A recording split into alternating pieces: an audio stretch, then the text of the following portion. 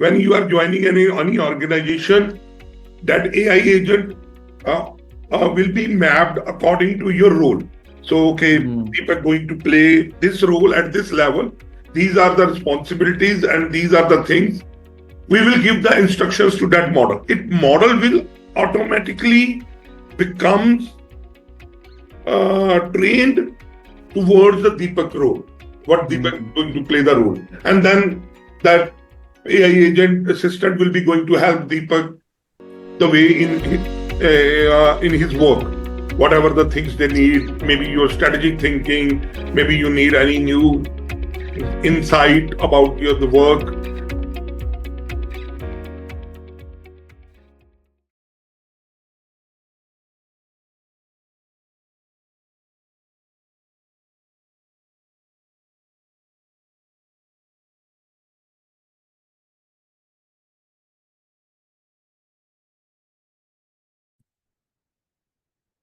Welcome to another episode of Value Select Talks with Deepak Bajaj, where we dive deep into the minds of visionaries who are building the future one bold idea at a time. Today's guest is someone who embodies the future, Navdeep Singh Gill.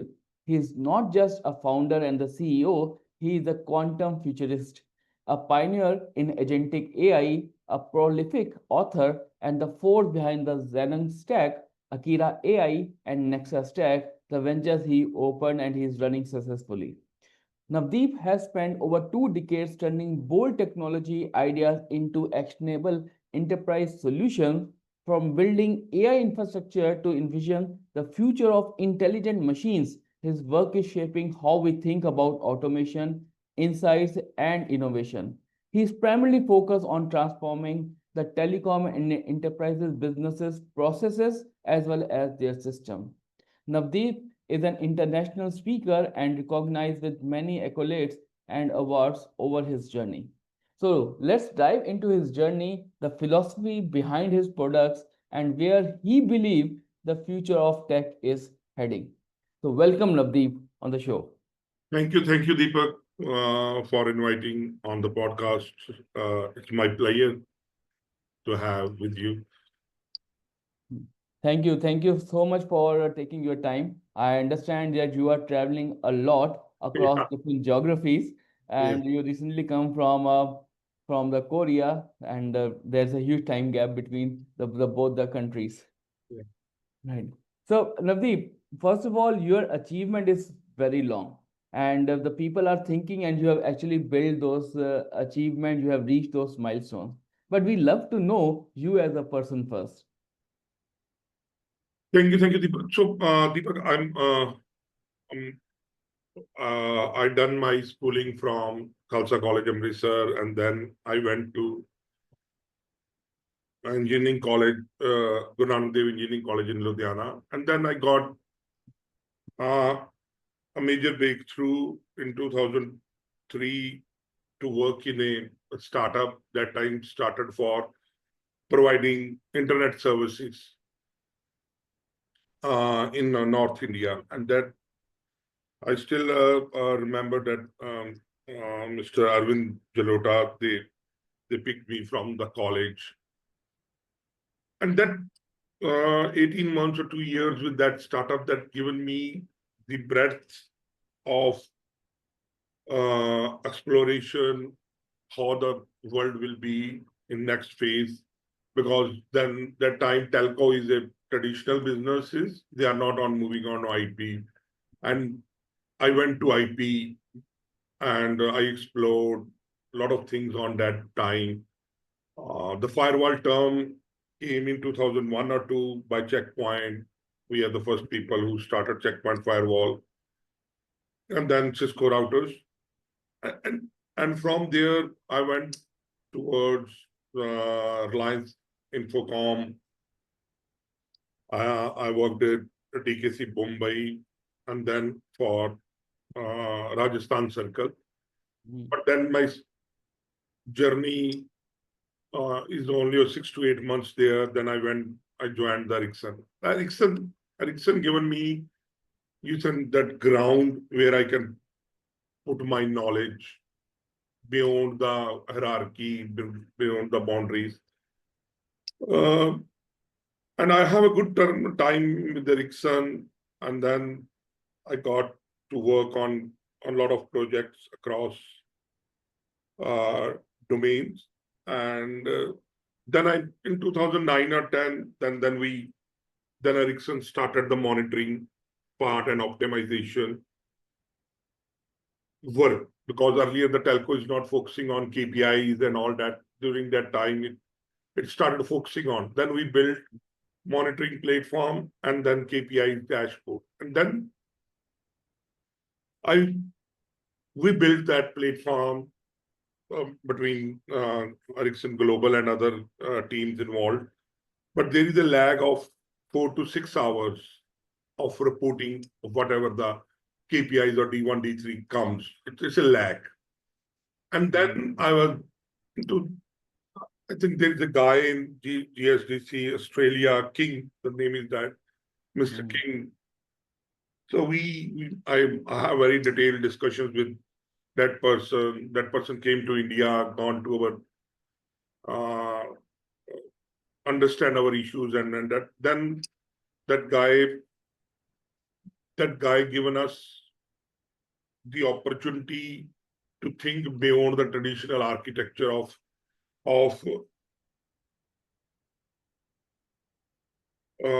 computing. So then they introduced the term cloud and big data at that time. So I still remember sitting in Ericsson office. I searched cloud computing on Ericsson knowledge base. There is no document. I search big data. There is no document in knowledge base, because in Ericsson everything is a knowledge base. So whatever the problem, product knowledge, it's a knowledge base what Ericsson built in a good way. And then after working 6-7 years, then first time I started using Google for something which is not related to other aspects of search, and I started turning on cloud computing and big data. Then I started fascinating about around that space, that okay, this is a different space, this is a different world. And then I went to one case of IBM done on AWS or CIA moving towards AWS. So they put out a case in New York court that 125 years old company not given that security work, why a young 7-year-old startups. And that story fascinated me a lot. And I started digging into that more, into that terms. And that time, there are a lot of companies moving away from hardware. They are focusing more on these cloud, big data world in a different way. Then in 2012, I got the opportunity for Franco countries to lead in Africa with Airtel. So, and that's a good opportunity. So leading, my boss and the team has selected me. But the problem is that I have to do the migration because of there is an old network. We have to move to 3G network. And I done my analysis that, okay, putting an effort versus money, which will be good for me. So in terms of money is good, but what I thought that it will be replica of my last 10 years work, what I've done. So then I had taken a decision not to go. It's a difficult decision because the way the money involved and everything is a hard decision. I still remember my boss are not like me on that part, and I just know a simple thing that I have to move into this cloud, big data, and AI world. And then I left in 2012. I started things in Chandigarh. I started giving lectures on big data cloud. That world was not new to this part of the world. And then I started building my product and services. Then after that, the case IBM lost to AWS and they invested $400 million into OpenStack. So they put a lot of money on OpenStack that, okay, we will be moving into cloud. Open computing platform, we explored that because IBM strategy is Watson that time, but now they put it into a computing, a more. And then the world 2-3 years back, 2015, the new way of computing comes into Kubernetes. Google open source it totally changed the way how the computing going to handle, and it scales the things into a different world. And then I started building my first product, a DevOps platform. I'm a technology guy, does not know marketing, zero experience in enterprise sale. So we built something. And we don't know who to sell. We thought that people will automatically come to us, but we're not able to think how people will come to us. We presented, but due to the time zone and time period, there are a lot of DevOps platform comes into the picture that day. And then we are not able to, then we have to think that, okay, we don't have to do this, we have to iterate. Then I got a small assignment to work with one company in USA. So to fund my startup, so I used to work part-time in other works so that my team, because we are a bootstrap, so to fund my startup, I used to work some assignments outside my daily work. So I worked with one startup, it is the Logs.io. So they given me the assignment of that, okay, you are a technology guy, you have to build some content, how to use Elasticsearch, how to do observability. And I started doing that because it's my part-time work to fund my startup. And then I asked that guy, product manager, why you are writing so much content about that? So that guy in 2016 given me that, okay, this content is important. The people will able to know about how to use this product, why log size is important. And then I recalled that, okay, this went wrong. That is why I'm not doing the content marketing of what my product and how user can use my product to solve their problems. And then I started going into content marketing, and I learned hard way that, okay, this is the way I can able to reach the customer and the things. And then I was fascinated by the work Dharmesh done on HubSpot, so they can define new category inbound marketing. So then I used that thing into my product that, okay, I have to be in content marketing, I have to write content, how the people will able to use my product in a better way, how we present to the Google. And meanwhile, my research on technology is happening. We build our second iteration of that, our product. And we done some content marketing. We got something, but I'm sitting in India, selling in USA is a difficult. Yeah. It's a difficult game. It's not easy. So then in 2018 and 19, I thought, no, this is where we're not able to do products. I have to go to US, understand US market. And then I traveled to US and I spent 2019, almost 6 months in USA, meeting people, understanding different geographies. And then I started my first book published during that time. That okay, I started thought leadership. That okay, I have to publish my content. From that, in 2019, I went 2020 fully. Is a tough time for our startup also. How the things will be, and our clients supported. We also supported our team and client. And then the world. Then I started working on a sale part, how to sell in a proper way, how to define a category, how the user we understand niche into the work. So we built a platform for wind turbine company in a big way.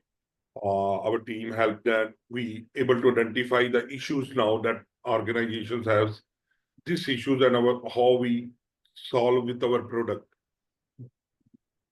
And during that mind, then 2021 is a game changing for me that I attended one master class of Anand Deshpande, the Persistent CEO, how to move to next orbit because we stuck somewhere and how to think next orbit. That uh, that master class of 3 hours given me a different view to think beyond a traditional way of running the businesses. And then uh, from there, then we started thinking on a products that which is coming to next 2 years, 3 years, which the organization is going to need. So from there, my journey towards agentic generative AI, and then I started. Then I went to Finland. There is a IQM headquarters there. They building a quantum computers. So we understand how the quantum computer solves the problem, how AI and quantum have intersection, and the world will take. And then we iterated on the few things, and then we envisioned Akira AI that it will be our agentic AI platform. So today, we a few days back, I think yesterday, Microsoft given a word agentic web. So you're going to manage things through agents. So now enterprise will have a different agents performing their different tasks and with the different capabilities. So that is what we envisioned in November 2023. And now that vision is taking shape. During that time, now the few enterprises don't, then the data privacy laws, sovereign AI started coming into picture in 2023-24. So the few customers and the enterprises, they don't want to put their data on cloud. They want that, okay, data processing should be on private cloud. And okay, the agents will performing on a cloud. So then we envision Nexa Stack. So it's our old platform which we build on DevOps and infrastructure as a code platform. Then we moved that to build private cloud AI infrastructure for the enterprises. So that is where we envisioned into that, and we have very good, I think, transactions also. More than 100 plus POCs we delivered in last 1 year with different client, different use cases. Now the challenge is on only the three challenges which we think on adoption with the agentic AI is the first is the enterprise does not have a people with that skills whom you Navdeep, I just want to take a pause here yeah because these are the very important part. I want to take it to the next, discussion as of. But I'm interested into 10-15 years back, when you think about moving from your good paying job, a stable job, the names that you mentioned, they all are the stable companies. So from there to starting your own venture, how how was the feeling? Because at that time it was a bootstrap, no funding, there was no paychecks coming. How difficult that decision for you to move from a comfortable job to started something of your own? Actually, my I done the things at at scale. Matlab, Mm, mm, so what I learned in my last 4 decades of my journey is whatever I done with full passion. mm, So what other people done in 10 years, I done that in 5 years. Now that thing given me to think beyond a traditional uh, benefits. So the the the comfort of any comfort which I think that uh, belongs to a human, and I just want to experience these things. So I don't. I'm coming from a farmer family, modest family, no background, but it's not that I don't. I'm not happy with my bosses. I just want to my. That's not mm, the the issue is the problem. That the Australian guy who worked with Ericsson 35 years, mm, uh, that I have done very detailed discussion with that person when that person is in India. So he he always I devoted to this. mm, He knows everything of Ericsson MSS, Ericsson MBSC, every each and every point. He knows that this will be there. mm, So that person shaped me that okay, you have to align to something which which is beyond your physical needs or the physical things. Uh, that has impacted me on that time, and then uh, few things happened uh, good with me, but I thought that okay, I should when I honestly, when I'm leaving, I just think what will be I'm going in next 10 years. mm, I'm sitting, I done meditation for 3 days. What I'm going to do 10 years with that prospect and with my new prospect. Then I thought that okay, new prospect is a different, is a new experience. And the old prospect is I know everything. I know everything. I have to just replica of my experience for next 10 years. That changed me. That no, I'm not going to live same 10 years life, doing same stuff which I done last 10 years. So mm, that moment given me to take a decision. It's a very painful decision. Because you understand that no money, yeah. no uh, and the problem in middle class families is it tremendous.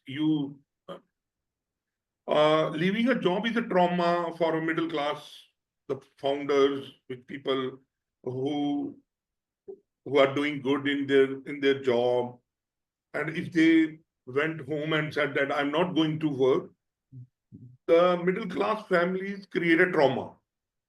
It's a trauma. You can't think that how much that trauma is. It's a Saas Bahu serial created on you, that why everybody is giving gyan to you. Nobody knows your situation, and they become emotion. You Mm, suddenly realize the, these people are more emotional than me about your family. They care. mm, They they they give you examples. what your kids will do, what do you do, your wife, everybody. They not it, so in a middle class, and that at a level of you are 33 or 35, you say in your family that I'm not going to do the job, and that job is high pay, Yes. and you are promoted every year, you getting everything, you are have a recognition, and you say, "Hey, I think that I'm not aware about it. I'm only aware about that uh, that my vision should be bigger, my purpose should be bigger, but I'm not aware what the middle class family trauma is that I faced when I taken a decision. Uh, Suddenly things changed for me. Suddenly everything. Uh, I'm getting a calls from a different world that's nowhere. Uh, I, In- I'm not able to understand why the people are calling me. Why they and now you are in North India. mm, Then you get the best advice you can get. You move to Canada mm, because you are not getting here. You are struggling, and then you move to Canada. But it's a journey. It's a hard. You have to fight with yourself as a founder starting new thing, and then you have to fight.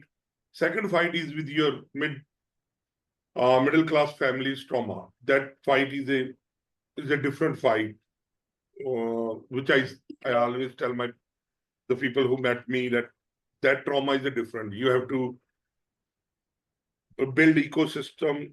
You have to align your wife also to believe in your. I'm lucky a lot of things because my wife supported me whatever I done till now, and from that thing I'm good. My wife supported, but still there is a lot of trauma is there.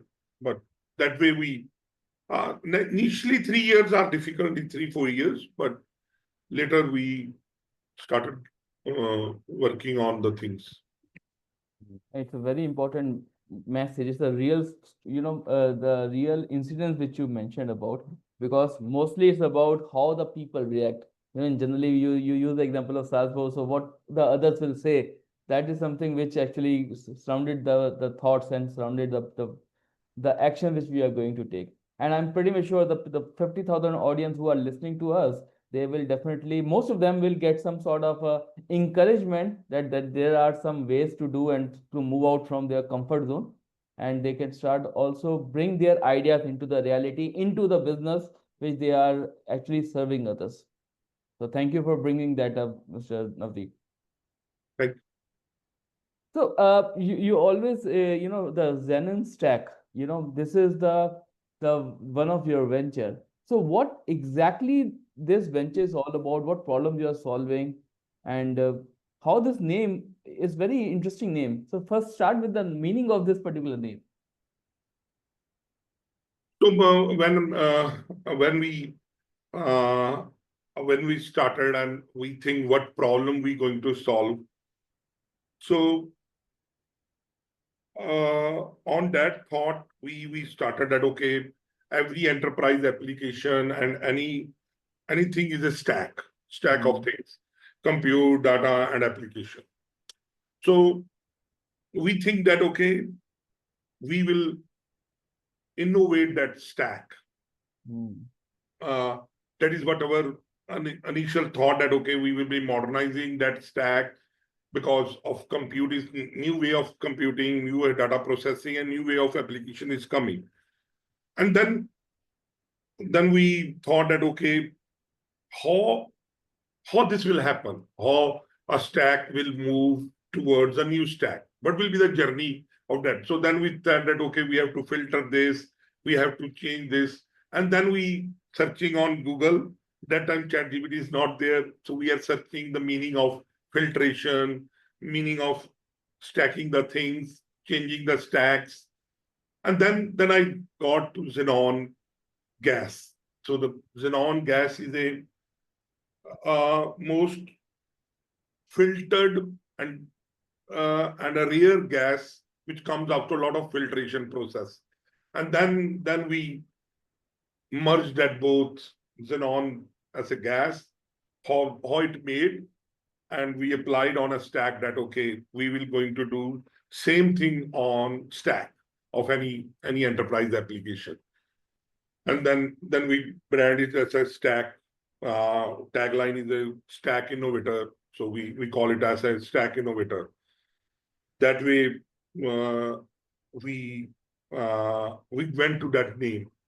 That is only the story behind the naming of Xenon Stack. Uh, things, but we built the brand on the name of how we going to solve the problem. So rather than just a brand, we just thought that, okay, how we going to solve that? We put into our brand name and then we made that. And generally, what type of problem you are facing in today's time, which is an stack is solving? So our main focus is the same. Now we started with 13 years back. Same now we are modernizing the stack with AI now. So how you're going to use web or any enterprise application with AI. You call it a AI agents with agentic AI. So we envisioning that the way employee went into the enterprise, same way when a human is onboarded, there will be AI agents will be onboarded. So if Navdeep went joined the organization and Deepak joined the organization, they will be given AI agent during their joining. So they will assign that, okay, this is your AI agent, and that AI agent will be helping me in my role, in my authentication of you. I'm talking to that agent only that, okay, I need this assess, I need to learn this, I want to do this. So that agent will be talking to different agents in the enterprise and giving me all the roles and responsibilities, assess, authentication, on any training module, everything with that. So now to manage that AI agents, the organization needs life cycle management of that AI agents of the number of people. And now that is what we call it a Akira AI we built, that you have a full control of your agentic web inside your enterprise, how your agents will be going to manage, govern, and how you build your trust with your people. And you apply, like we have a policies as a employee, and same AI agents will have a policies.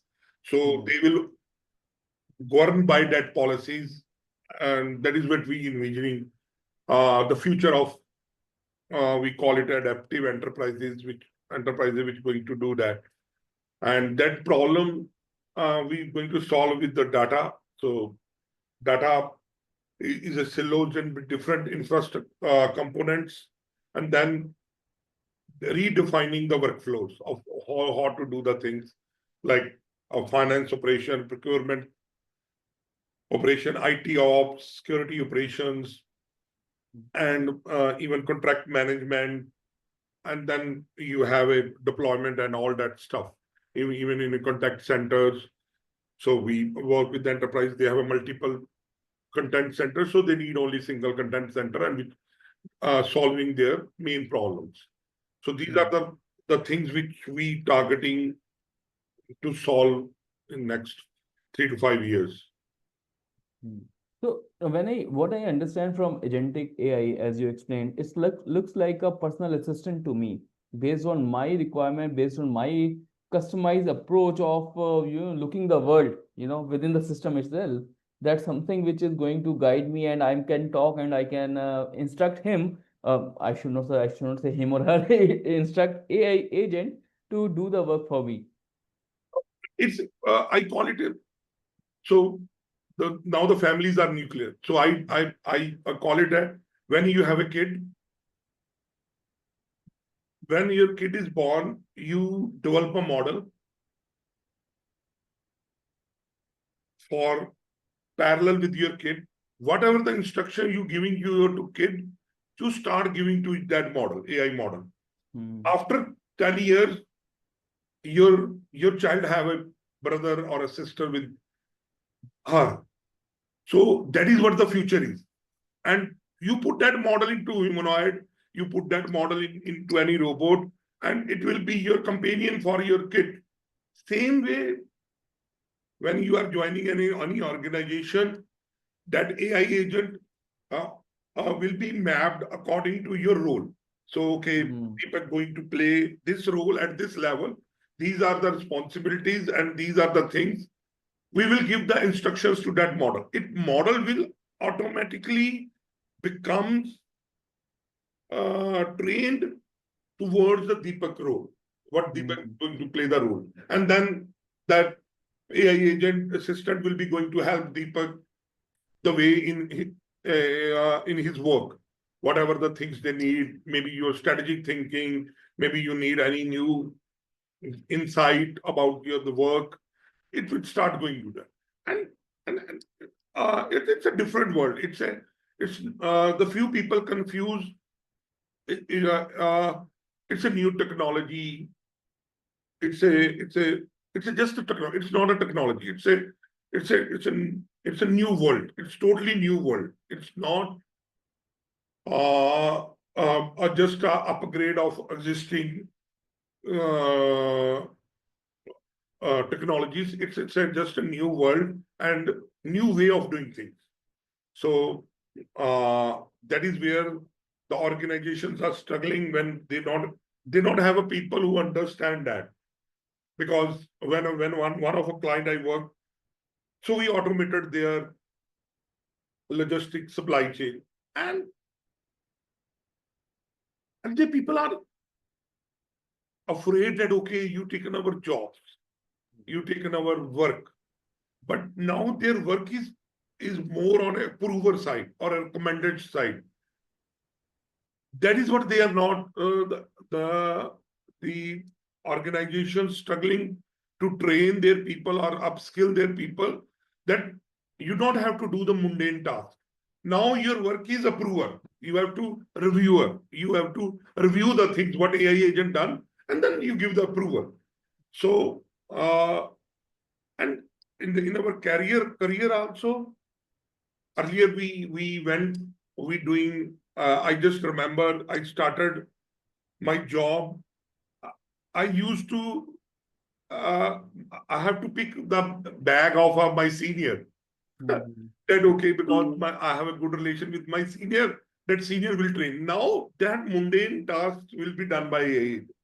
So because when we started our career, we done very small tasks, very small, and we spent 2 3 years at doing a small task. I still remember when we work in Ericsson switches, so we hire the freshers. They have only right to view the commands. They have only just their whole day job is view the alarm. They're not doing anything else, and they spend 1 year and 1.5 years to just putting on the alarm, showing that. Now that work will be done by AI. Now the person who's joining the career, they have to start at level 3. Level 1 and level 2 work will be done by that AI. So the productivity, I think, and the quality of work is going to uh, improve a lot with agentic AI world. That is where our people has to understand that okay, the the things has changed. We have to just let mundane tasks to AI agents, and then we have to do the quality work, more creative work, more on a recommendation, observation, or reviewing things. So that is the way the world we think will be going to do. I'm just thinking, the person, the fresher who is coming and joining the company and who is spending his creativity for 1 or 2 years, just viewing the monitors and listening to that sounds, the buzzing sounds, and then Yeah, yes, yes, yes. it's a critical alarm, it's a minor alarm. But Yeah, after 2 years or after 18 months, his creativity has actually gone, because he's from his perspective, this is the world of the of that particular sector. yeah, yeah. That is why I said that most of the engineers then went. Now the India will have a problem of quality engineers, Yeah. because most of the engineers, when they spend first 3 years, they do the mundane task and then they move into MBAs or Mm, management roles. So the quality engineers, or which we call a hardcore engineers, mm, India going to struggle. India will have mm, going to struggle with deep engineering work people. yeah. Most of our engineers, because they first 3 to 5 years is are doing a mundane task, and then they think, no, no, this is not the future. They join the management, they go to MBAs and other stuff. Now, Mm, the India, what my limited knowledge, I see that next 3 to 5 years, India is going to struggle with deep knowledge engineers, the who do the deep work, who going to put real efforts in solving the problem. Because the mm, mundane task will be done by AI agents. Now, whatever the problem come to Deepak and Navdeep is a real problem. it's a real That problem. no, that problem not solved by AI agent, or that the solution is not there. Now I have to put my efforts. I have to go deep. And that Mm, is where I think India will have a shortage of skilled engineers in the coming years, mm. in going very, very deep into the roles. Mm, yeah. Yeah, you rightly mentioned, because all these model need some creativity, and creativity, if not coming, through this mundane task, definitely, there's will be a huge gap between what is required, which is required to do that, creating a new models. I should say it's a uphill, but no one is here to guide them. No one is here to, talk them, and they will remain in their comfort zone, and that's create a huge gap between the exact Upskilling is a requirement. big problem. Upskill, because I was with Rickson, and I'm the most curious person to do the training. Hmm. So I'm not doing training. What my role is, I do training in different roles. So one time, uh, there is a survey done by. Uh, so there are a lot of training budgets in Ericsson. So they're only 10% doing trainings in Ericsson. So then they put it, I think, bonus compensation in the circle heads role. So circle head said, okay, training everybody will do. Now Hmm. what happened? No one done the training, Hmm. and they shocked in last quarter that why people are not doing training. Why Hmm. people are not going to training? Because you have to go to Gurgaon or Malaysia to do the training, and everything is paid. Then I still remember my boss called one guy. Then why you are not going to train? So that guy has a 10 years experience, and Hmm. in a telco, 3G, 4G is coming, and Yeah. Ericsson gives. No, no, sir. There is no need of training. Hmm. You give, and that I still remember that guy noted whole cost of that training, 2,28,000. Sir, you are spending 2,28,000 of training me, and I have 14 days of training. I have to go to Gurgaon. I have to learn this. Rather giving that training, you uh, give me salary hike, only Yeah. 20% of that training. Then my boss asked that guy, from where you will learn? Hmm. No, no, sir, that I can learn from Navdeep and other people. Now with agentic AI world and AI agent, the experienced people who adopt AI agents and they take the AI, and their productivity and their skills will have exponential rise.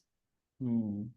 If they went to go to they deep into the work, their value chain is a highly impactful.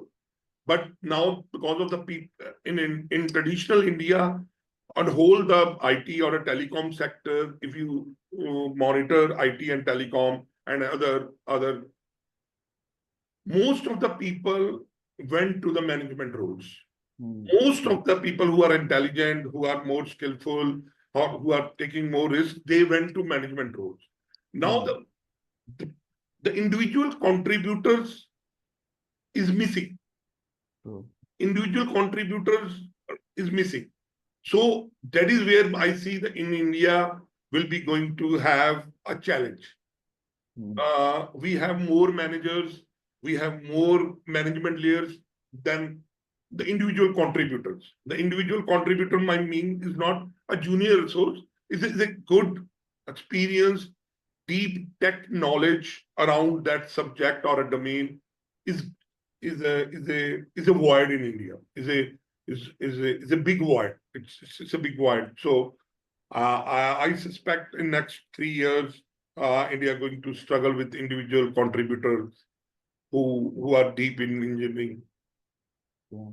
And it's a very alarming situation because India is what should say? I should say the knowledge country where all the global clients are relying on the knowledge which we have. But inside, if there's a gap is happening and it's getting widened every year, it's a very alarming situation for Indian service growth industry. Yeah, in every industry, even if you think about telco, if you think about financials, if you about any manufacturing, the individual contributors who are good in the engineering are very less, very less. They are not uh, that level. We have more managers. I when I'm hiring the people, I struggle to get a good people because they have two problems. They don't want to go deep.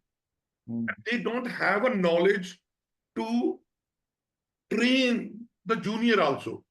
They let their juniors, okay, you do this, you do that. The mundane tasks. They're not enabling that their juniors to think beyond that level. So that is why Gen Z, if you see the the figures which are coming, they are leaving organization after 2 years, 3 years. Why they are not? Uh, they fed up with the mundane tasks. They know they don't want to do. Oh no, we are not want to do these mundane tasks. I have to move to further, and that is where the challenge is coming. And I think Amazon started this practice this year. I think they went to builders mode. So they changed their hierarchy. They changed their talent strategy. That okay, we will have a builder mindset. We will hire people with builder mindset rather than managers. So and that is started this year, but in India, I think we have very less builders mindset people or individual contributors towards the any role. So that is will be the challenge. Let's see how the world will evolve. But the point which you mentioned is the basic foundation. If the creativity goes down and we are suppressing the creativity by giving them repeated jobs, it's not going to evolve as the technology is evolving. So we need a creators, we need a builders, we need a thought innovators that who think beyond the traditional jobs. Yeah, that is what I think in coming years, the things will there will be a turbulence. There will be a turbulence in the job market and the job roles. Let's see how the things evolve. It will be a good experience. I believe that it's all about experience. We experience that journey when we will face new challenges, we will get new experience, and human nature will evolve.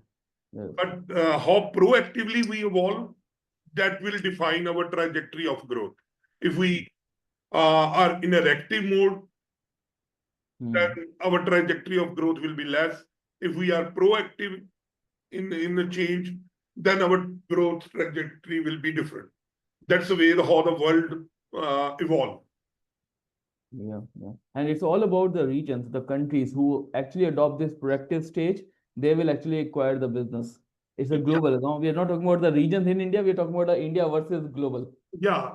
That is what, and same is then when we I discuss with the enterprises and the few customers, there is a no real value of AI immediately. So Hmm. I tell them, start experimenting. You and slowly, when the things will mature, your organization will also mature with that change. It's not plug and play. AI is not a plug and play thing. It You have to build a lot of change in your talent, organizational change, and then you have a business change. So all three layers are going to change. Now that change, if we start early, we will do the experiments, do the things, and then uh, we will iterate in a good way, in proactive way. And then Hmm. we grab that opportunity which agentic AI and other things coming into a picture. It's not easy. Matlab, it's not only software. So what I call that, the software industry is having an industrial revolution with agentic AI. Earlier, software industry has done industrial revolution, whatever in manufacturing happened. Now that industrial revolution in software industry will be done by agentic AI. So Hmm. we will be going into physical AI world. The robots are coming, Yeah. and and they are coming in a big way, in a very fast way. The things are maturing in a big way. Uh, and that world you will having in 2026. I think things will be in a different world. Yeah. Yeah.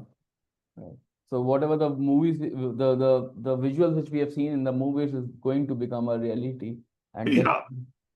definitely there will be a lot of these type of humanoids or the robots who are actually playing with you and giving you the all the facilities which you are thinking about as your personal assistant.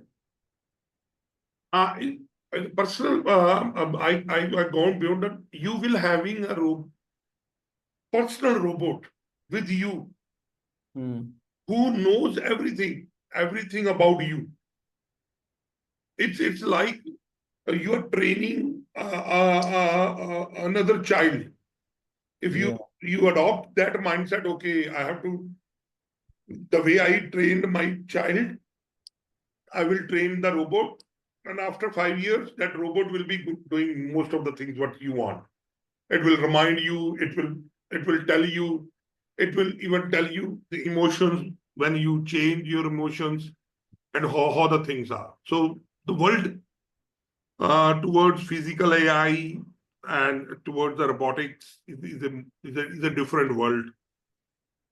So that is what we are envisioning, that the things will be going to now, because you in Deepak, you are in telco. So now the challenge is at AI, we don't have a processing at remote.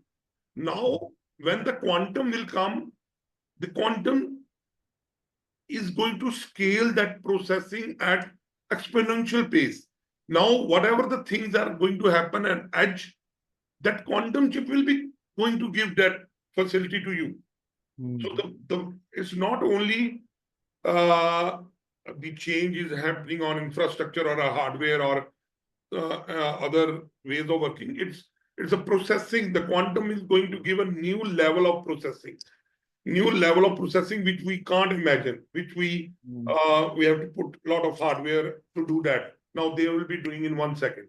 Now Yeah. your edge capabilities with quantum chips scales the things in a different level. Now new hardware accelerators are coming, which defining as per the use case how your edge use case will be. They're defining the hardware component accordingly to that, so that your edge capabilities will will scale further.